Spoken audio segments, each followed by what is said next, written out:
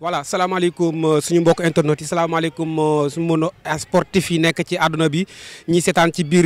Sénégal ak ñi nga xam ñu ngi seetaan à l'étranger donc di nuyu ñëpp vraiment tey di ñëwaat si seen beneen numéro li nga xam te moom mooy le grand débriefing bi nga xam te ne nii tàmm nañ di leen ko defal ci li nga xam moom mooy jëm ci Ligue 1 bi ak Ligue 2 bi ak ci li nga xam moom mooy championnat national 1 bi ci Sénégal fii. donc ci week-end bii ñu génn amoon nañ li nga xam te ne moom mooy 8e journée ci championnat Ligue 1 bi kii di mel ne jàmbaar moom moo dalaloon kële di US Gorée fële ca Saly jàmbaar daal di koy recevoir daal di koy dóor ñaari bal ci dara donc mu nekk benn jàmbaar bi nga xam aussi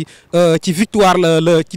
match nul la jógee daal di ñëwaat ci li nga xam mooy victoire recevoir kii di Gorée daal di koy dóor ñaari bal ci dara muy gën a suuxal Gorée Gorée vraiment ñu nekk ci difficulté ci début championnat bi donc jàmbaar ak victoire am bi daf koy gën a consolider li nga xam te ne moom mooy ci bopp classement bi. bii yi nga xam te ni moom moo dugg fële ca jàmbaar bii bi Djibril Mbow moo ko dugal à la 15e minute Simon Diédhiou à la 79e minute donc jàmbaar boo gisee aussi Gorée nekk tamit ci ay difficulté ba léegi donc ak defetam bi yaakaar naa daf koy gën a suuxal li nga xam te moom moo nekk ci bas tableau bi donc bu ñëwee ci li nga xam te ni aussi moom mooy beneen match bi doxoon ci diggante NGB ñaari tali ak ki nga xam moom mooy AS Pikine AS Pikine daf ko fekk fële ci stade bi nga xam moom mooy stade Mbao bu municipal daal di koy fay dóor ñetti bal ci benn mu nekk benn défaite bi nga xam te ni vraiment day gën a mettre en difficulté wala day gën a suuxal ki nga xam moom mooy NGB ñaari tali ci li nga xam moom mooy baawu classement bi donc parce que daf koy nekkaat tous muy gën a suux li nga xam mooy ndaare ci classement bi mu nekk benn NGB bi nga xam te ni mën naa jàpp ne journée ba le passé dafa amoon défaite journée bi aussi mu am défaite mu nekk benn équipe bi nga xam te vraiment malgré dàq nañ seen coach bi nga xam te moom moo fa nekkoon di Pape Thiaw mais ñi ngi gën a am li nga xam te moom mooy défaite yi gën a suux ci championnat bi mais peut-être avant li nga xam moom mooy championnat bi jeex ñu ñëwaat parce que championnat bi mën naa jàpp ne des na ba léegi donc bii AS Pikine yi Lamine Dramé moo ko dugal 40e minute ak li nga xam mooy 64e minute ak li nga xam moom mooy Lamine Correa à la 67e minute bii NGB ñaari tali mën na jàpp ne Abdoulaye Ba moo ko dugal à la 57e minute donc NGB ñaari tali ak defetam bi day tax li ma waxoon sànq rek mu gën a nekkaat ci li nga xam moom mooy ci bas tableau bi ñëw ci li nga xam moom mooy 14e place bi AS Pikine ak victoire am bi yaakaar naa ne day jóge ci li nga xam mooy 7e place bi ñëw ci li nga xam moom mooy 5e place bi beneen victoire bi nga xam te ne aussi mën a jàpp beneen match bi nga xam moo doxoon ci li nga xam moom mooy AS Douane moom moo recevoir woon ki nga xam moom mooy Njàmbur fële ci stade Ibrahima Boy bu Guédiawaye AS Douane daal di koy dóor ñaari bal ci dara donc Douane boo gisee dafay jóge ci li nga xam moom mooy 6e place bi daal di ñëw ci 3e place bi donc provisoirement parce que ma leen fàttali ne am na match yi nga xam te ne dañ ko reporté la ci journée 8e journée bi nga xam te génn nañ ci kii di Njàmbur bon ak defetam bi day ñëw ci li nga xam te ne moom mooy 10e place bi daal di ñëwaat ci 10e placement moom dafa yaakaar naa ne du jóge ci nga xam moom mooy position bi donc MPC bi nga xam te ne aussi moom moo recevoir ki nga xam te ne moom mooy Génération Foot fële ci stade bu Bruno Metsu ca Mbour Génération Foot moo ko fekk daal di koy dóor li nga xam moom mooy benn bal ci dara bi l'unique bii bi nga xam te moom moo doxoon ci match boobu Jean Diouf moom moo ko dugal à la 75e minute mu nekkoon benn match bu amoon problème bi nga xam te ne amoon na fa ci ay difficultés yi amoon ci problème arbitrage bi ak li nga moom mooy MPC donc MPC ak défaitam bi daf koy resté waat ba léegi mu nekk ci li nga xam moom mooy position mu nekkan à la 12e place du championnat kii nga xam te ne moom mooy Génération Foot nag bi nga xam te ne moom mooy équipe bi nga xam moo gën a nekk en forme actuellement ni ci championnat bi donc dafay ñëw ci li nga xam moom mooy 4e place bi ñëw ci 2e place bi provisoirement parce que ma fàttali leen aussi que ni ba léegi ni am na match yi nga xam te ne ni tey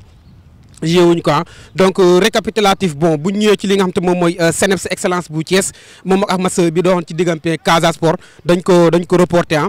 même match bi nga xam moom moo doxoon ci diggante Tëngéej FC ak li nga xam te moom mooy Dakar Sacré-Cœur ma jàppale na Tëngéej FC dafay joué ci mardi bi moom 2e tour ci phase de poule Ligue des champions moom ak Zamalek bu Tunisie bu Égypte ñuy ñaanal ñi nga xam moom mooy Tëngéej FC ñu am victoire ci match boobu parce que mën naa ni tey Tëngéeju du Tëngéej pour Rufisque kese mais Tëngéeju Sénégal la parce que actuellement ni Sénégal la ñuy représenté ci li nga xam moom mooy phase poule yi nga xam moom mooy Ligue des champions donc kii nga xam aussi moom mooy Jaraaf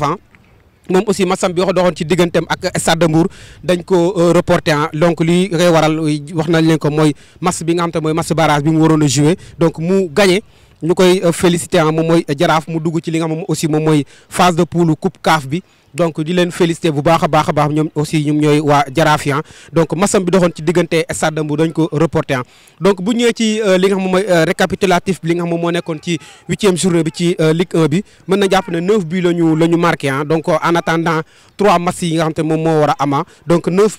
buts la ñu marqué ci 8e journée bi bu ñëwee ci li nga xam moom mooy meilleur buteur yi 4 buts lañ am ci meilleur buteur yi donc Aline Mbaye bu NGB 4 buts la am El Hadji Madické Kane bi moom aussi 4 buts la am bu nekk bu Jaraaf El Hadji Lamine Dramé bu AS Pikine aussi 4 buts la am Mohamed Koraya aussi bu AS Pikine 4 buts la am Djibril Mbow aussi bi nga xam moom moo nekk Jàmbaar aussi 4 buts la am donc ma jox leen li nga xam te moom mooy rencontre 9e journée programme 9e journée ci Ligue 1 bi donc prochaine journée bi Ndiambour moom mooy recevoir Teungueth FC US Gorée moom mooy recevoir ki nga xam te ne moom mooy AS Douane Stade de Mbour moom mooy recevoir ki nga xam te ne moom mooy Jàmbaar mu nekk benn derby bi fële ca Mbour Génération Foot moom mooy recevoir ki nga xam moom mooy Jaraaf donc mu nekkaat aussi beneen match choc bi nga xam te ne ñu ngi koy am fële ca Déni Biram Ndaw AS Pikine moom mooy recevoir ki nga xam te ne moom mooy Mbour Petite Côte ci 9e journée bi Casa Sport moom mooy recevoir ki nga xam te ne moom mooy NGB bi nga xam aussi jàpp naa ni dafa nekk ci difficulté day def déplacement bu métti fële ca Ziguinchor Dakar Sacré-Cœur moom mooy recevoir ki nga xam te ne moom mooy CNEPS Excellence bu Thiès donc ci Ligue 1 bi loolu moo nekkoon match yi ak li nga xam moom moo nekkoon programmation ci Ligue 1 bi donc bu ñëwee aussi ci Ligue 2 bi am nañ aussi ci 8e journée ay match yu am importance Thiès FC moom moo recevoir ki nga xam te ne moom mooy Guédiawaye football club ci 8e journée bi daal di koy dóor benn bal ci dara donc mu nekkoon benn Thiès bi nga xam te ne aussi moo xam moom mooy mi ngi li nga xam moom mooy enregistré première victoire am si je ne me trompe pas ci kanamu Guédiawaye football club bi nga xam te vraiment dafa nekk en difficulté actuellement nii donc moom moo ko recevoir fële ca Thiès daal di koy dóor benn bal ci dara. ki nga xam te moom mooy EJ Fatick dafa recevoir ki nga xam te moom mooy Africa Promo bi nga xam dafa nekk en difficulté Africa Promo depuis bon mën nañu ba léegi enregistré wul li nga xam ne moom mooy victoire EJ Fatick moo ko recevoir fële ca moo ko recevoir daal di koy dóor ñaari bal ci dara donc Africa Promo ba léegi boo nga xam ne day nekk ci 14e place bi moo nekk ndaara ci championnat bi Renaissance aussi bon dafa recevoir ki nga xam te ne moom mooy Jamono Fatick daal di koy dóor benn bal ci dara ki nga xam te moom mooy Duc ak ki nga xam moom mooy Wakam dañu témbo 0 bi partout fii ci stade Amadou Barry donc mu nekkoon benn match bu amoon importance match bu neexoon ci li nga xam moom mooy 8e journée bi Port autonome bu Dakar dafa recevoir oon ki nga xam moom mooy Demba Diop daal di koy Demba Diop fekk si ko fii si stade Alassane Djigo daal di koy dóor ñaari bal ci benn donc ñu gis ne aussi Demba Diop bi nga xam te ne dañu nekk bu am en confiance la ñu gis parce que mën naa jàpp ne première journée bi 2e journée bi 3e journée bi yëpp dafa amoon défaite mais gis nañu actuellement nii boobu ba léegi mi ngi tegle ay victoire donc boo xoolee actuellement nii moom moo nekk 2e ci championnat bi mën naa jàpp ne ndaare la jógee ba léegi mi ngi nekk ci 2e ci championnat bi pour vous dire que ni championnat bi rien n'est encore joué rien n'est encore aussi joué donc Demba Diop di leen féliciter vraiment ci seen victoire bi nga xam te ne am nañ ko donc Port autonome bu Dakar ak ki nga xam te ne moom mooy Demba Diop SC donc li ma leen wax sànq rek que ni match bu neex la ñu amoon c'est faux Sonacos bu Diourbel moom moo recevoir ki nga xam moom mooy la Linguère bu Saint-Louis bi nga xam dafa nekkoon ci série de victoire am Sonacos daal di koy recevoir freiné ko ñu def match nul 1 bi partout fële ci stade bi nga xam te ne moom mooy Saly match bi doxoon tey ci diggante kii nga xamante ne moom mooy Kër Madior ak Amitié Kër Madior moom moo recevoir kii nga xamante ne moom mooy Amitié Sport daal di koy dóor benn bal ci dara match bi sànq la jeex tey ci lundi bi mu nekkoon benn match retard bi nga xamante ne doon nañu ko joué ci lundi bi ñu Amitié Kër Madior daal di koy recevoir dóor ko benn bal ci dara donc bu ñu defee récapitulatif li nga xamante ne moom mooy 8e journée bi ci Ligue 2 bi mën na jàpp ne 10 bi la ñu marqué depuis bi championnat bi tey ci 8e journée bi mën na jàpp ne 10 bi lañu marqué donc bu ñu jàppee ci programmation bi nga xamante ne moom moo am ci Ligue 2 bi pour journée bi nga xamante ne moom mooy ñëw donc ñu jàpp ne Jamono Fatick moom mooy recevoir ki nga xam moom mooy Sonacos bu Diourbel Guédiawaye di recevoir ki nga xamante ne moom mooy Renaissance Dakar Sacré-Cœur donc di moins Demba Diop FC day recevoir ki nga xam te moom mooy Thiès FC Amitié di recevoir Port autonome bu Dakar Wakam di recevoir Kër Madior fii ci stade Amadou Barry mu nekk benn match bu am solo ban match bu neex bu ñu war a xaar fii ci stade Amadou Barry Africa Promo Foot bi nga xam moom mooy Ndaare moom mooy recevoir ki nga xam te moom mooy Duc Linguère moom mooy recevoir fële ca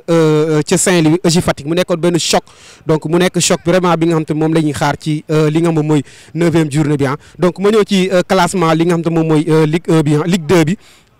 première bi Linguère la ak 20 points deuxième bi kii nga xam te ne moom mooy Kër Madior moom moo koy jël tey parce que ak victoire am bi day tax mu am 14 points daal di nekk ci li nga xam moom mooy deuxième place bi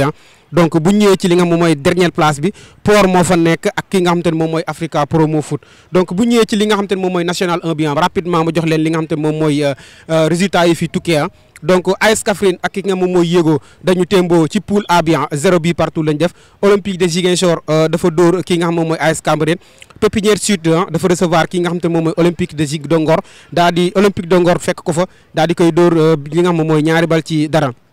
Gazelle bu Tédou dafa recevoir Kayor Foot daal di koy dóor li nga xam moom mooy ñaari bal ci benn Étoile Lusitana Walidane bu Thiès moo ko surprendre fii ci stade Ibrahima Boy daal di koy dóor li nga xam te moom mooy ñaari bal ci dara AS Saloum ak ki nga xam te ne moom mooy RS Yoff dañu témboo 1 but partout donc bu ñu ñëwee ci classement bi AS Kaffrine moom moo nekk pré ci championnat bi ak 15 points ki nga xam moom mooy Walidane bu Thiès aussi ex aequo ak moom bon mën naa jàpp ne moom mooy deuxième ak li nga xam moom mooy 15 points bu ñëwee ci li nga xam moom mooy poule B bi Assur ak GIA dañu match nul 1 but partout Daaru Salaam dafa recevoir ki nga xam ne mooy Avenir de Mbacké daal di koy dóor li nga xam mooy ñaari bal ci dara di féliciter ki nga xam moom mooy Barthez moom mooy le nouveau coach bi nga xam te ni moom mooy Avenir de Mbacké di ko féliciter di ko souhaiter bonne chance ak équipe bi nga xam te ni mooy Avenir de Mbacké jamono bu Kaolack dafa recevoir ki nga xam moom mooy Oslo daal di koy dóor ñaari bal ci dara ñu gis benn remontée bi nga xam te ni Oslo mi ngi koy def actuellement ni moom mooy troisième ci championnat national 1 bi UGB ak Etix dañuy def match nul 1 but partout